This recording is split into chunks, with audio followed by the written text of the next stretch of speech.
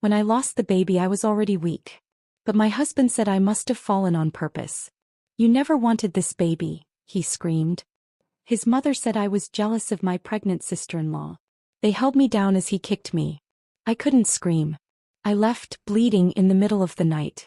2 years later he saw me. The blood soaked through the hospital pad in less than 20 minutes. I sat on our pristine white sectional sofa, the one Ryan had insisted we buy because it would photograph well for guests, watching crimson stains spread across Italian leather that cost more than most people's monthly rent. Each cramp felt like my body was trying to turn itself inside out, a physical reminder that Emma was gone. Emma. We'd named her Emma Rose after Ryan's grandmother. I'd whispered that name to my swollen belly for months, promising her stories and lullabies and Saturday morning pancakes shaped like butterflies. Now she was just medical waste in some hospital disposal unit, and I was sitting here bleeding her memory onto expensive furniture. The placental abruption was catastrophic. Dr. Martinez had explained 6 hours earlier, her voice professionally gentle. There was nothing anyone could have done. Sometimes these things just happen. She'd handed me pamphlets about grief counseling and support groups, as if printed words could somehow fill the Emma-shaped hole carved out of my chest. But Ryan hadn't been listening to Dr. Martinez. He'd been pacing the hospital room like a caged animal, his jaw working silently, building toward something explosive. I should have recognized the signs, the way his hands clenched and unclenched, the muscle twitching near his left eye, the deliberate slow breathing he did when he was about to lose control. You never wanted this baby anyway. The words tore through our living room like shrapnel. I looked up from the growing blood stain, seeing my husband transform into someone I didn't recognize. His face was twisted with rage, but underneath it was something worse, relief. As if losing Emma had solved some problem he'd been wrestling with. Ryan, please. I tried to stand, but the cramping doubled me over. The hospital had sent me home with instructions to rest, to let my body heal, to take the pain medication every 4 hours. Instead, I was defending myself against accusations that made no sense. Don't you dare act innocent. His voice cracked on the last word, splitting between grief and fury. I saw how you looked when Sophia announced her pregnancy. Pure jealousy. You couldn't stand that she was glowing while you were just what? The question escaped before I could stop it. Just what, Ryan? That's when Victoria appeared in our doorway like a summoned demon. Ryan's mother had her own key, of course. A boundary I'd tried to establish early in our marriage that had been steamrolled by family tradition. She must have been listening from the hallway, waiting for her cue to join the performance. She's always been jealous of Sophia, Victoria hissed, moving toward me with predatory purpose. Look what she's done now. I tried to stand again, needing to escape to the bathroom, to anywhere but this room where the air felt thick with accusation. Victoria's hands clamped down on my shoulders, pressing me back into the sofa with surprising strength for a woman in her 60s. Her manicured nails dug through my hospital gown, finding the tender spots where 4 needles had left bruises. I'm bleeding, I whispered, as if this obvious fact might penetrate their shared madness. I need to. You need to take responsibility, Victoria spat. Sophia is 8 months along and radiant. Radiant. And here you are, destroying what God gave you because you couldn't handle someone else's happiness. The cruelest part was the nursery upstairs. I'd spent 3 weeks painting it sunshine yellow because we'd wanted to be surprised. Gender neutral didn't mean colorless, I told Ryan, showing him paint swatches with names like Morning Glory and Buttercream. I'd hung tiny white curtains with dancing elephants and spent an entire Saturday assembling a changing table that came with 47 separate pieces and instructions written by someone who clearly hated humanity. The drawers were full of impossibly small clothes, onesies with sayings like, Daddy's Little Princess and Mommy's Miracle. I'd bought 3 packages of newborn socks because they were so tiny and perfect, each pair smaller than my thumb. There was a mobile with soft musical notes that played Brahms' lullaby, and a rocking chair where I'd planned to feed Emma in those quiet 3 a.m. moments that every mother told me I'd treasure despite the exhaustion. Ryan knew all of this. He'd helped hang the mobile, complaining about the assembly instructions but smiling when it finally worked. He'd caught me organizing the sock drawer one evening and kissed my forehead saying, "She's going to be so loved." But now, watching his face contort with blame and anger, it was as if those moments had been erased. as if wanting Emma had been some elaborate deception I'd maintained for 6 months. I painted her nursery, I said, my voice barely audible. I bought her socks. Ryan's laugh was sharp and bitter. Performance art. All of it. You were playing house until reality hit, and then you... The kick came without warning. His dress shoe, Italian leather, polished that morning for a client meeting he'd never made it to, connected with my ribs just below my left breast. The impact drove the air from my lungs and sent fire shooting through my already damaged core. I curled instinctively, protective arms wrapping around the emptiness where Emma should have been. Ryan. The scream tore from my throat, raw and desperate. But he was already reaching into his briefcase, pulling out a manila folder with the practiced efficiency of a man who'd been planning this moment. Divorce papers scattered across the coffee table like oversized confetti, legal language swimming before my pain-blurred vision. I had these drawn up last month, he said, his voice eerily calm now. After I saw how you looked at Sophia's baby shower photos. I knew then what kind of person you really were. The papers landed on top of the blood spreading across the white leather. Some cosmic joke. My marriage ending in the same scarlet stain as my pregnancy. Get out. His voice was cold now, businesslike. Tonight. I can't even look at you. Victoria finally released my shoulders, stepping back as if she'd completed some necessary task. There's a suitcase in the hallway closet, she said helpfully. Take only what you came with. But I couldn't stand. Every movement sent fresh waves of cramping through my abdomen, and the bleeding had intensified. The hospital pad was useless now, overwhelmed by a flow that felt endless and wrong. I needed medical attention, needed someone to check if this was normal, needed pain medication and clean clothes, and I said, get out. Ryan's voice had dropped to a whisper, which somehow felt more threatening than his shouting. I managed to grab my purse from the side table, fingers fumbling for my phone. My parents' number was the first in my recent calls. They'd been checking on me every hour since the hospital released me. But when I tried to dial, Ryan snatched the phone away. You can call them from somewhere else. The elevator ride down to the lobby felt endless. I leaned against the mirrored wall, watching blood seep through the back of my hospital gown and onto the expensive brass handrail. My reflection looked like something from a horror movie. Pale skin, hollow eyes, crimson stains spreading like abstract art across thin cotton. Marcus, the night security guard, was reading a paperback thriller behind his marble desk. He looked up when the elevator dinged, and I watched his face change as he took in my appearance. For a moment I thought he might help, might ask if I needed an ambulance or a phone or just a place to sit down. Instead he looked away deliberately, turning a page in his book with studied concentration. I understood. Ryan was building management's golden boy, the successful businessman who always tipped well at Christmas and never complained about noise ordinances. I was just the crazy wife having some kind of breakdown. The automatic doors whispered open, releasing me into the October night. The cold hit like a physical blow, cutting through the thin hospital gown and raising goosebumps on skin already clammy with shock. I had no shoes. They were upstairs by our bed where I'd kicked them off after returning from the hospital. The concrete sidewalk felt like ice against my bare feet. My parents' house was 12 miles away. I walked 4 blocks before a taxi finally stopped, the driver taking one look at my condition and wordlessly passing me a blanket that smelled like cigarettes and desperation. He didn't ask questions, just drove through empty streets while I bled silently in his backseat. Dawn was breaking when I finally collapsed on my parents' front porch, my finger trembling as I pressed their doorbell. The sound echoed through their quiet house like an alarm, summoning them to find their daughter broken and bleeding, still wearing a hospital gown stained with the evidence of everything I'd lost in one terrible night. The nightmares stopped on a Tuesday in March, exactly 14 months and 3 days after that horrible night.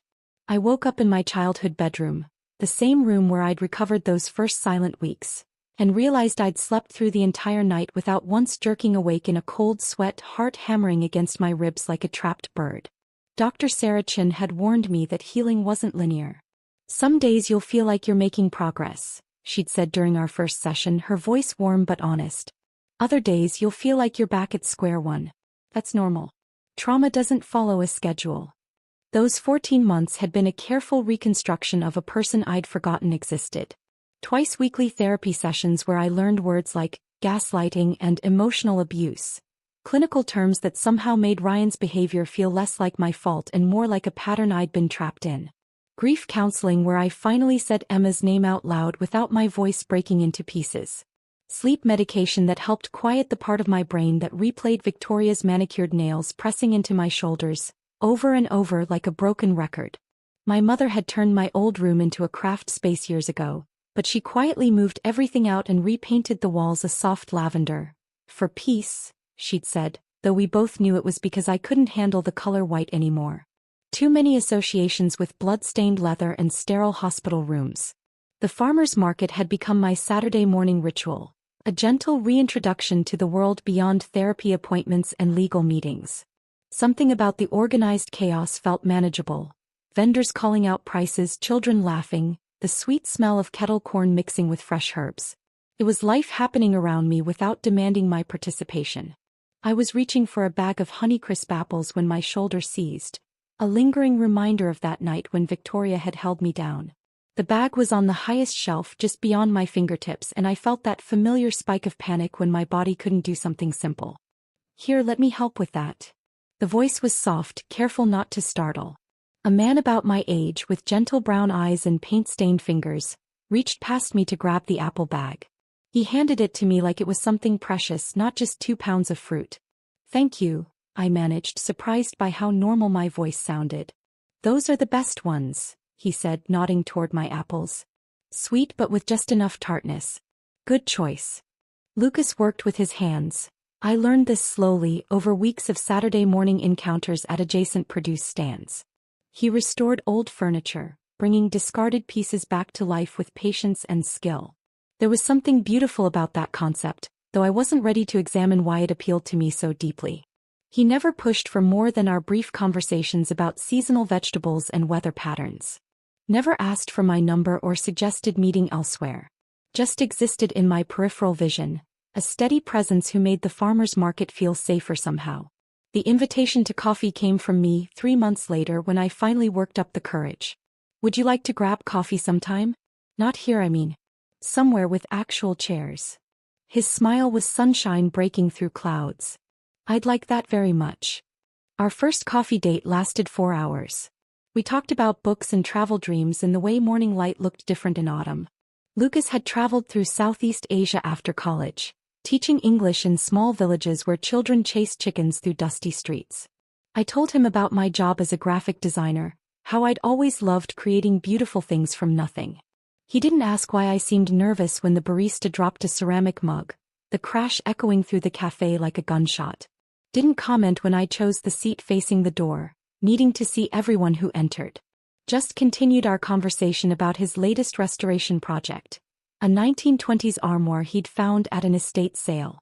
The second date was at a quiet bookstore cafe, surrounded by towering shelves and the comforting smell of old pages. Lucas brought me a small succulent in a hand-painted pot. "For your windowsill," he said simply. "They're hard to kill," which I figured might be a selling point.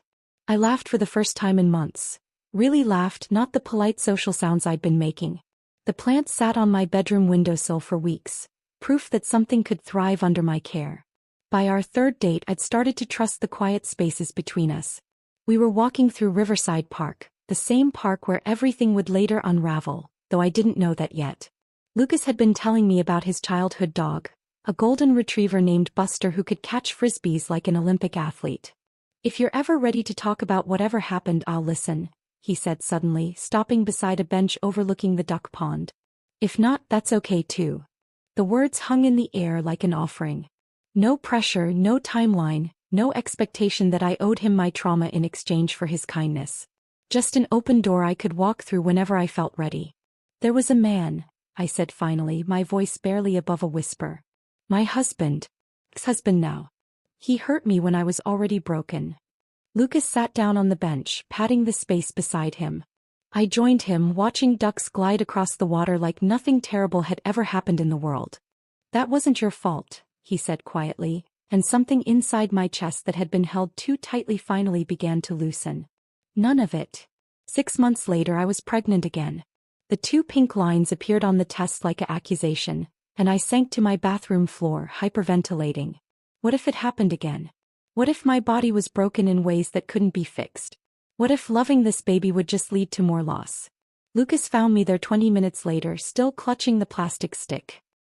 He sat beside me on the cold tile floor, not speaking, just being present while I cried out 14 months of carefully buried terror. "We'll figure this out together," he whispered against my hair. "Whatever happens, you're not alone." The pregnancy was different from the beginning. Dr. Martinez, the same doctor who'd explained placental abruption in clinical terms, monitored me closely, scheduling extra ultrasounds and blood work. "Everything looks perfect," she said at each appointment, and slowly, cautiously I began to believe her. Lucas read to my belly every night. Children's books and poetry, sometimes just articles from National Geographic about places we'd visit someday. His voice became the soundtrack to my pregnancy, calm and steady and full of love for a baby he'd never met. When the contractions started on a snowy February morning, I wasn't afraid. Lucas held my hand through each wave, whispering encouragement and terrible jokes that made me laugh between pushes. There were no raised voices in that delivery room, no blame or anger or fear. Just anticipation and joy and the promise of something beautiful being born. Noah entered the world at 6:47 a.m., pink and perfect and screaming with healthy indignation. Lucas cried when the doctor placed him on my chest, actual tears of happiness that he didn't try to hide or explain away.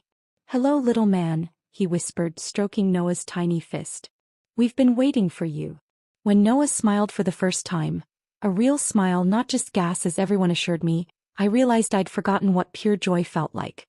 Joy without fear, without waiting for the other shoe to drop, without wondering what terrible thing would happen next. Just happiness, simple and clean and mine to keep. Noah had discovered the magic of breadcrumbs that Tuesday afternoon, his chubby fingers clutching a piece of sandwich crust like it was treasure. At 15 months, everything fascinated him. The way pigeons bobbed their heads, how shadows moved across playground equipment, the satisfying crunch of autumn leaves under his tiny sneakers. "Burr burr," he squealed, his version of birdie, as a particularly bold pigeon waddled closer to investigate his offering. I sat on the bench nearby, one eye on my son and the other on the novel I'd been trying to finish for 3 weeks. Reading in stolen moments between nap times and bedtime stories. This was motherhood's secret language of interrupted thoughts and half-finished conversations. The park was busy for a Tuesday afternoon. School had just let out and older children raced past on their way to the jungle gym, backpacks bouncing. A group of moms had claimed the picnic tables near the water fountain, their coffee cups forming a protective circle around scattered goldfish crackers and juice boxes. Everything felt normal, peaceful even, the kind of ordinary afternoon that would have bored me senseless before Noah, but now felt like a small miracle. That's when I saw him. Ryan stood about 30 yards away, near the Memorial Rose Garden where couples sometimes took engagement photos. He was gesturing toward something with his left hand, and I caught the glint of a wedding band catching afternoon sunlight. The sight hit me like ice water in my veins, though I couldn't understand why. I'd known he would remarry eventually. Men like Ryan always landed on their feet. The woman beside him was everything I'd never been, polished in that effortless way that spoke of expensive salon appointments and personal shoppers. Her blonde hair fell in perfect waves past her shoulders, not a strand out of place despite the October breeze. She wore cream-colored slacks that somehow stayed pristine around children and dirt, and her engagement ring was massive, a princess-cut diamond that threw rainbows when she moved her hand. She was laughing at something on her phone, completely absorbed in whatever TikTok or Instagram story had captured her attention. Oblivious to the fact that her fiancé had just gone statue still, his face cycling through expressions like a broken slideshow. I watched Ryan's progression of emotions with the detached fascination of someone observing a car crash in slow motion. First came shock. His mouth actually fell open, which would have been comical if my heart wasn't suddenly hammering against my ribs.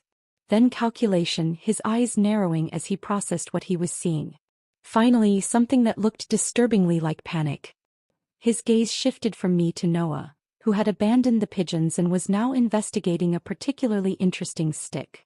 I could practically see the wheels turning in Ryan's head, the mathematical equation he was trying to solve. Counting months, measuring timelines, wondering if the child 15 feet away shared his DNA. Noah chose that moment to toddle toward me, stick clutched triumphantly in his fist. "Mama."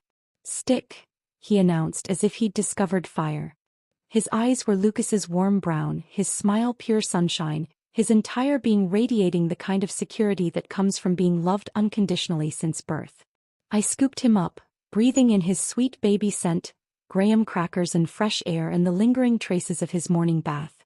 "What a wonderful stick," I murmured against his soft hair, my voice somehow steady despite the earthquake happening inside my chest. The smart thing would have been to stay.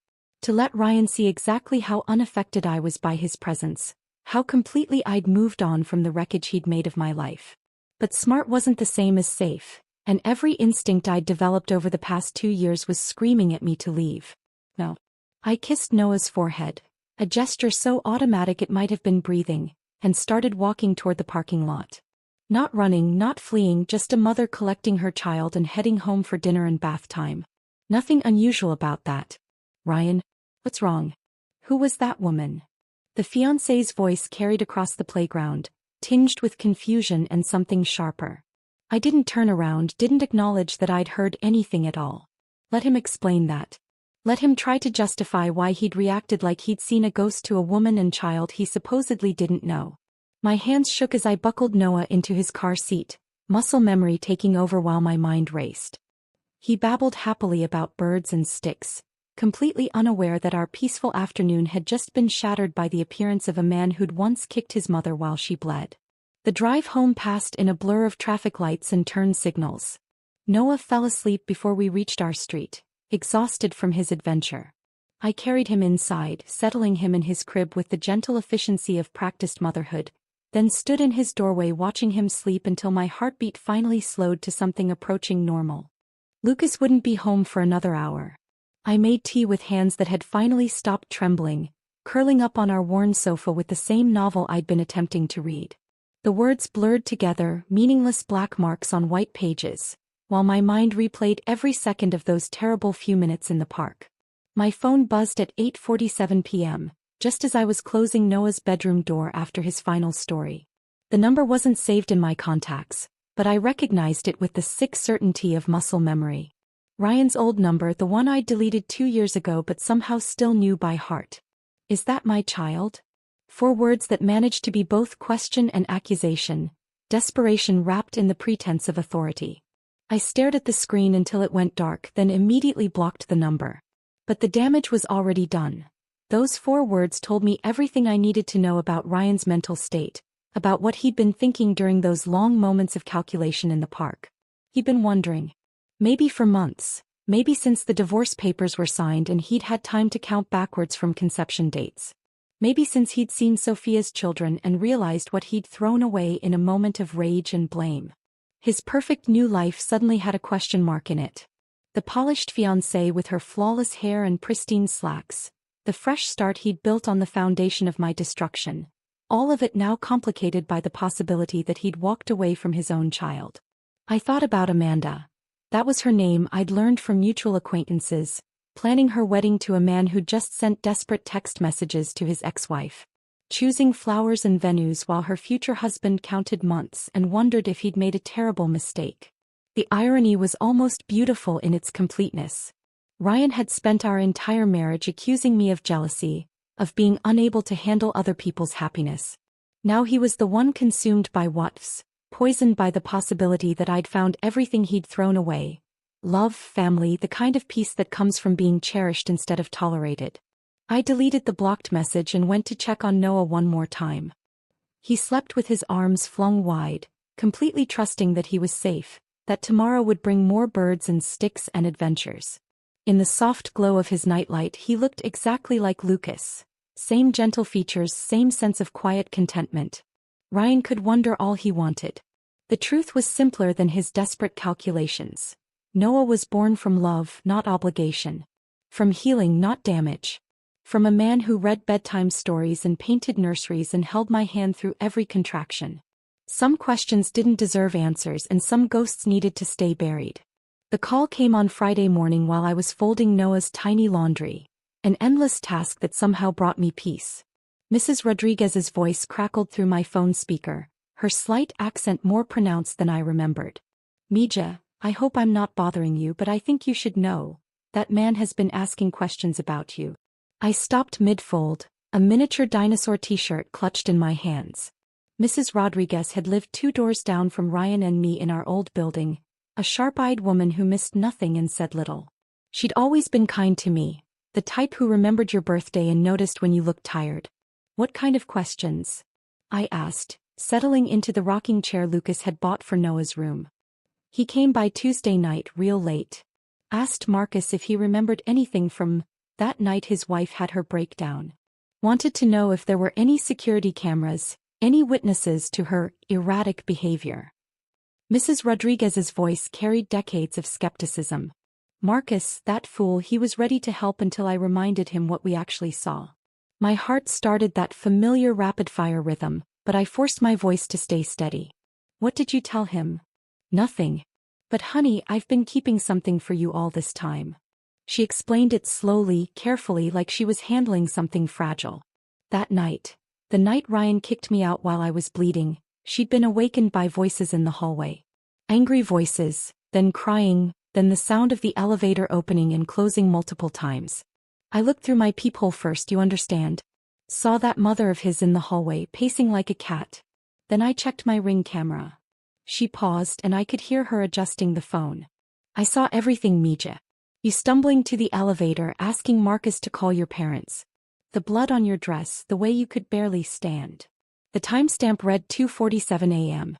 The footage was crystal clear. A woman in obvious medical distress, not someone storming out dramatically as Ryan had apparently told everyone. The camera had captured me begging Marcus for help, had recorded the security guard's deliberate indifference, had documented every painful step I took toward those glass doors. I called 911 that night, Mrs. Rodriguez continued. Told them I thought someone was being attacked. They said they'd send a car, but by the time anyone showed up, you were gone. I filed a written statement anyway, seemed like the right thing to do. She'd saved everything. The video files, the police report number, her own handwritten account of what she'd witnessed. Something felt wrong about his story from the beginning, she said simply. A woman doesn't bleed like that from being dramatic. I found myself crying, not from sadness but from the overwhelming relief of being believed. For 2 years I'd carried the weight of Ryan's narrative, the nagging doubt that maybe I had been unstable, maybe I had caused everything to fall apart. Mrs. Rodriguez's evidence was like finding water in a desert. Why are you telling me this now? I asked. Because he's getting married next month and his bride-to-be has been asking around about you. Sweet girl, seems genuinely confused about why her fiancé gets so upset when your name comes up. Figured she deserved to know the truth before she makes a mistake. Word travels fast in certain circles, especially when it involves someone as prominent as Ryan had been in our social group. Within a week of our park encounter, people were talking. Not openly, never openly, but in the careful whispers that accompany scandal. Claire called me on a Thursday evening, her voice shaking with something between guilt and relief. Ryan's sister had always been the family peacekeeper, the one who smoothed over his rough edges and made excuses for his temper. She'd stayed silent during our divorce, choosing family loyalty over truth. I need to tell you something, she said without preamble. I never believed his version of what happened. We met for coffee at a small cafe downtown, far from our old neighborhood and the potential for awkward encounters. Claire looked older than her 35 years, stress lines etched around her eyes like permanent worry. I knew you wanted that baby, she said, stirring sugar into her latte with unnecessary precision. I saw how you looked at Sophia's ultrasound pictures during Christmas dinner. Pure joy, no jealousy. You asked about nursery themes and whether she was feeling the baby move yet. That's not how jealous people behave. She'd heard Ryan's version, the unstable wife who couldn't handle her sister-in-law's pregnancy, who'd somehow caused her own miscarriage through emotional instability. But Claire had also seen the nursery I'd painted, had watched me organize tiny clothes with reverent care. He was drinking more after you lost Emma, she admitted. Said he needed something to deal with the stress of your breakdown. But you weren't having a breakdown, you were grieving and he couldn't handle that it wasn't about him. Sophia reached out 2 days later, her message arriving through Instagram DM like a secret pact between conspirators. Can we talk? I owe you an apology. Sophia had always been Ryan's golden child, the sister-in-law who could do no wrong. Beautiful, successful, married to a surgeon who treated her like a queen. During my marriage, I genuinely admired her life while battling my own insecurities. We met at her office during her lunch break, a sterile conference room that smelled like industrial carpet cleaner and stress. Sophia was 8 months pregnant with her second child, glowing in that effortless way that had once made me feel invisible. I was scared of him too, she said quietly, her hands resting protectively over her belly. We all were. The way he'd explode over nothing, then act like we were crazy for being upset about it. His temper was always intense. She'd witnessed some of Ryan's behavior firsthand.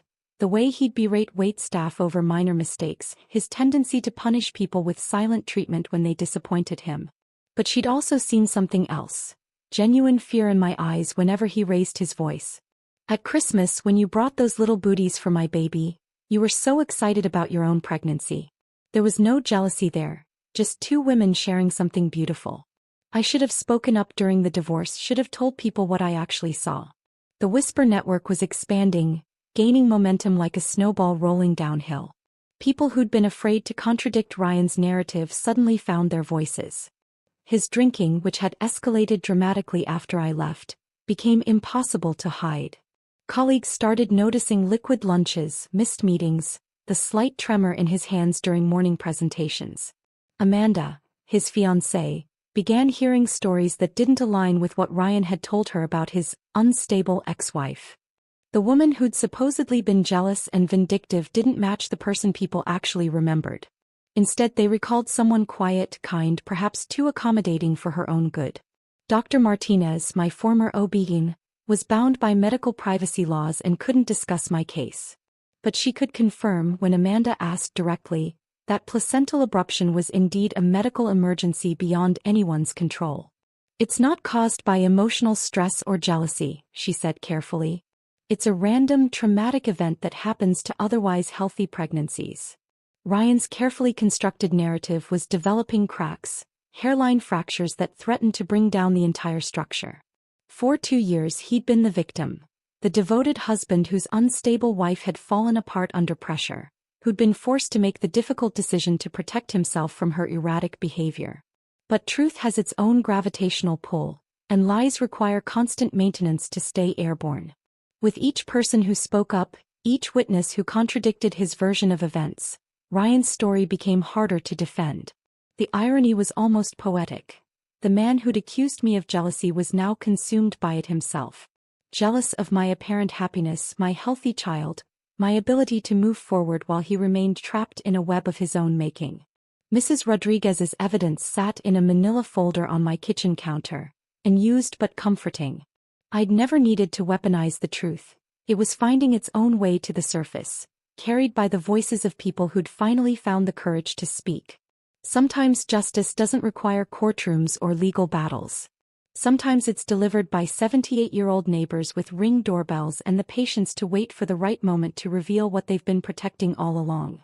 The DUI arrest happened on a Tuesday night in April, 6 months after our encounter at the park. I learned about it through Claire, who called me with a voice full of complicated emotions, relief mixed with genuine concern for her brother's downward spiral.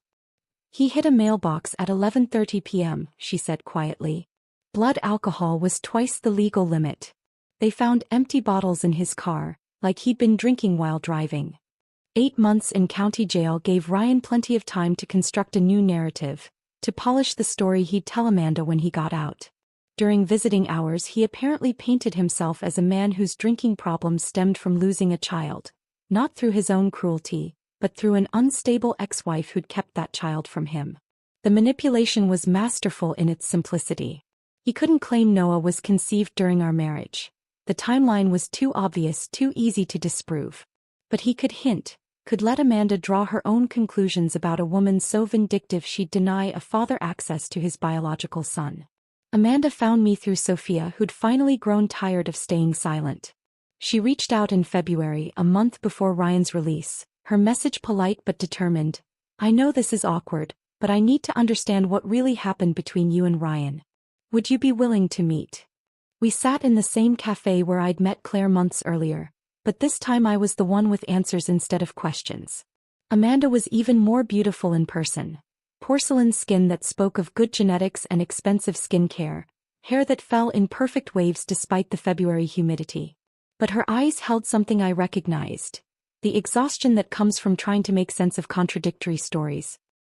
"He told me about Noah," she said without preamble, her engagement ring catching the overhead lights as she twisted it nervously. "Said you've been keeping his son from him out of spite." I didn't cry or rage or defend myself with the desperate energy of someone wrongly accused. Instead, I opened the folder I'd brought: medical records, hospital discharge papers, birth certificates with their unmistakable timestamps. "I lost my baby the night Ryan kicked me while I was bleeding from a miscarriage," I said simply, spreading the documents across the small table like evidence in a courtroom. "Noah was born 2 years later to the man who helped me heal." Amanda studied the papers with the focused intensity of someone trained to analyze data. She was a forensic accountant, I learned later. Someone whose job required her to find truth hidden in numbers and dates. The math was simple, brutal in its clarity. Noah had been conceived 11 months after my divorce was finalized, born to a different father in a different life. "Why would he lie about this?" she asked, her voice smaller now, confused. I shrugged, gathering the papers back into their neat stack. Maybe he needed to believe he was the victim instead of the villain. She called me 3 days later, her voice tight with controlled fury. "I found text messages on his old phone," she said. "Things he sent you right after you lost the baby. Horrible things." Her voice cracked. "How did you survive being married to someone so cruel?" I told her about Lucas, about therapy, about learning that love didn't have to include fear. She listened with the intensity of someone taking notes for a test she couldn't afford to fail. The wedding was set for the first Saturday in March at Riverside Country Club, the same venue where Ryan's parents had celebrated their 25th anniversary, where I'd once attended his cousin's reception and foolishly imagined my own future celebration. Amanda had planned everything during his incarceration, creating what she thought would be his redemption story. I wasn't invited, obviously, but Sophia was. She called me that evening with a voice full of amazement and something close to admiration. "You're not going to believe what just happened." The ceremony had started normally enough. Ryan stood at the altar in his rented tuxedo, not the designer suit he'd worn to our wedding, which had been sold to pay legal fees.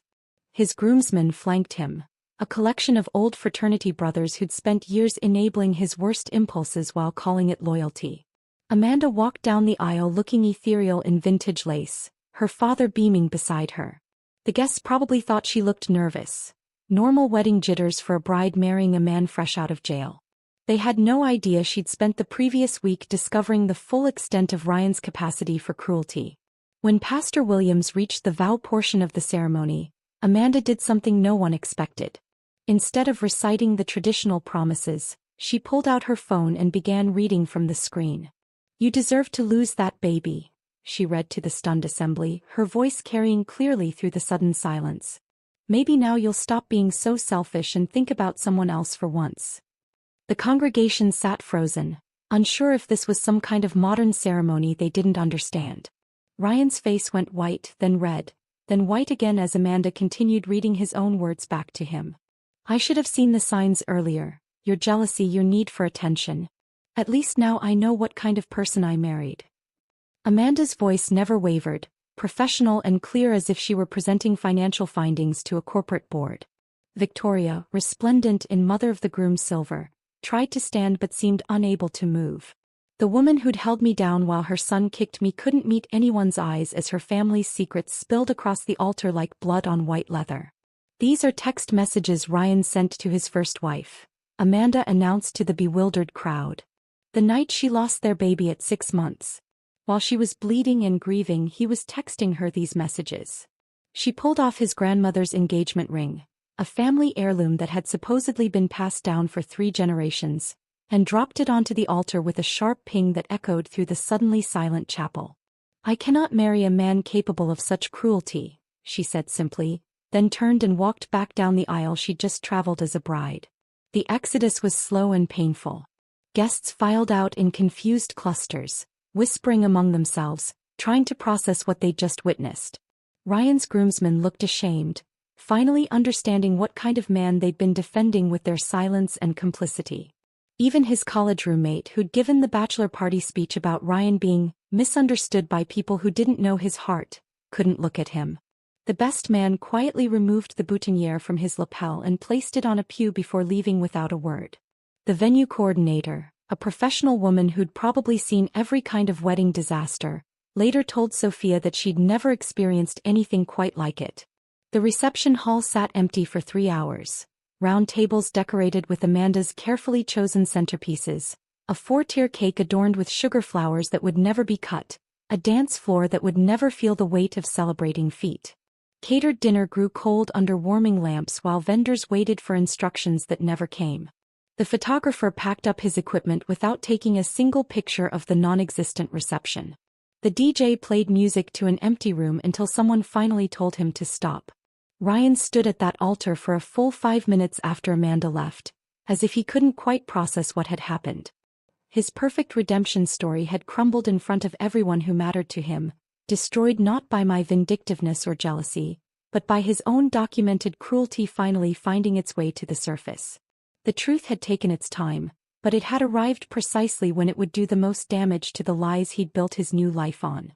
Amanda had saved herself from making the same mistake I had, but she'd also inadvertently delivered the justice I'd never sought, complete and public humiliation administered by his own words, in front of everyone he'd ever wanted to impress. The silence that followed Ryan's wedding disaster was profound, not the tense quiet that precedes a storm, but the deep peace that settles after one has finally passed. For the first time in years, my phone didn't buzz with cryptic messages or hang-up calls. No more accidental encounters at places I used to frequent. Ryan had vanished from my world as completely as if he'd never existed. Lucas proposed on a Tuesday evening in November, while Noah napped and dinner simmered on the stove. Nothing dramatic or orchestrated, just him kneeling beside my chair at our kitchen table, holding a simple solitaire that caught the light from our pendant lamp. "I love the life we've built," he said quietly. "I love how you make coffee in the morning and sing to Noah when you think no one's listening. I love that you trust me with your fears and your dreams. Will you marry me?" I said yes before he'd finished the question, tears streaming down my face as Noah stirred in his crib down the hall, as if sensing that something beautiful was happening in our little house. We planned the wedding for the following spring, choosing my parents' backyard because it felt right. Intimate, safe, surrounded by people who'd watched me rebuild myself from the ground up. My mother and I spent weeks stringing lights through the old oak tree I'd climbed as a child, the same tree that had sheltered my childhood tea parties and teenage heartbreaks. Noah took his ring-bearer duties with the solemn intensity that only a 2.5-year-old could muster. He practiced walking slowly for weeks, clutching the tiny basket like it contained the crown jewels. On the wedding day, he made it halfway down the petal-strewn aisle before spotting a butterfly and abandoning his post to chase it through my mother's flower garden. The guests laughed, the kind of warm, affectionate laughter that celebrates life's unpredictable moments instead of judging them. Mrs. Rodriguez sat in the front row, wearing a lavender dress she'd bought specially for the occasion. She dabbed her eyes with a lace handkerchief throughout the ceremony, whispering to my mother, "This is how it should be. This is how love looks." The same neighbors who'd once heard my screams through thin apartment walls now applauded as Lucas and I exchanged vows.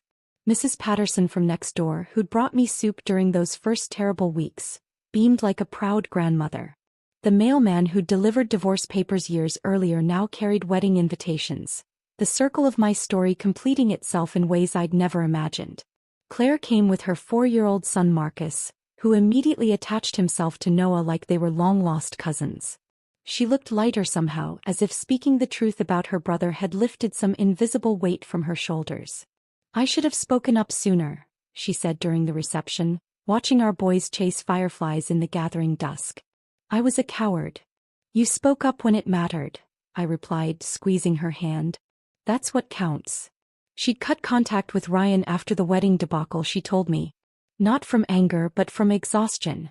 The bone-deep tiredness that comes from enabling someone's worst impulses for decades.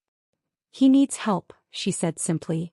"But I can't fix him and I can't keep pretending his behavior is normal."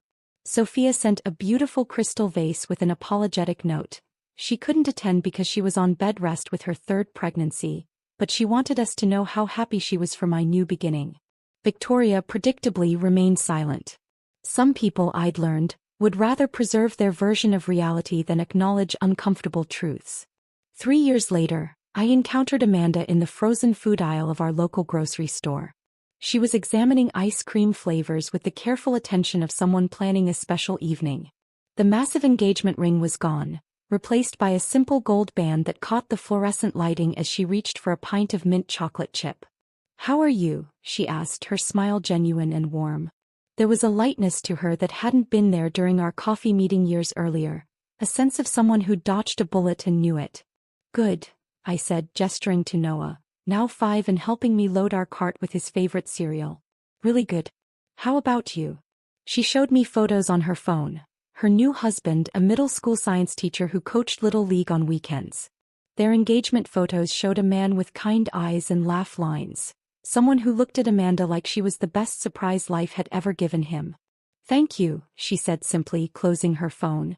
"You saved me from making the biggest mistake of my life." "You saved yourself," I told her truthfully. "I just told you the truth." She hugged me then, right there between the frozen pizzas and ice cream, 2 women who'd survived the same man in different ways. "I hope you're incredibly happy," she whispered against my ear. The strangest part about my new life was its beautiful ordinariness. No drama, no crisis management, no walking on eggshells or bracing for the next explosion. Lucas and I argued about normal things: whose turn it was to take out the garbage, whether Noah needed a haircut, where to vacation next summer. Arguments that ended with compromise instead of punishment, discussions instead of dictates. Noah called Lucas Daddy without any prompting or explanation needed. To him, this was simply the natural order of things. Daddy read bedtime stories and built elaborate block towers and taught him to ride a bike in the driveway. There was no other man in our story, no complications or confusion about family structure. Mrs. Rodriguez's manila folder remained tucked in my desk drawer, evidence I'd never needed to use but found comforting nonetheless. Proof that my memories were real, that the truth had witnesses, that justice sometimes comes in unexpected forms delivered by elderly neighbors with Ring doorbells and strong moral compasses. Sometimes, usually late at night when the house was quiet and Noah was sleeping safely in his room, I wondered about Ryan. Whether he'd gotten help for his drinking, learned to take responsibility for his actions, found some measure of peace. But these thoughts were fleeting, more curiosity than concern. Mostly I didn't think about him at all. I hadn't destroyed Ryan's life. His choices had done that. The drinking, the cruelty, the refusal to accept responsibility for his actions. Amanda's public reading of his text messages hadn't created his character. It had simply revealed what was already there. I just refused to carry his shame anymore, and apparently that had been enough. My therapist had warned me that healing wasn't about forgiveness or revenge. It was about indifference. The ability to think about your abuser the way you'd think about a stranger on the bus. Briefly, without emotional investment, then not at all. I'd reached that blessed state of psychological freedom where Ryan existed in my past like any other closed chapter. The oak tree in my parents' backyard grew new leaves each spring, its branches reaching higher toward sunlight. Noah would climb it someday, just as I had, learning that even the strongest trees bend in storms but rarely break. Some stories end with dramatic confrontations or perfect justice. Mine ended with something better: peace and the quiet knowledge that truth has its own timeline, its own way of setting things right. If this story of quiet justice had you holding your breath, hit that like button right now. My favorite part was when Amanda read Ryan's cruel text messages at the altar, exposing his true nature to everyone. What was your favorite moment? Drop it in the comments below. Don't miss more powerful stories like this. Subscribe and hit that notification bell so you never miss an upload.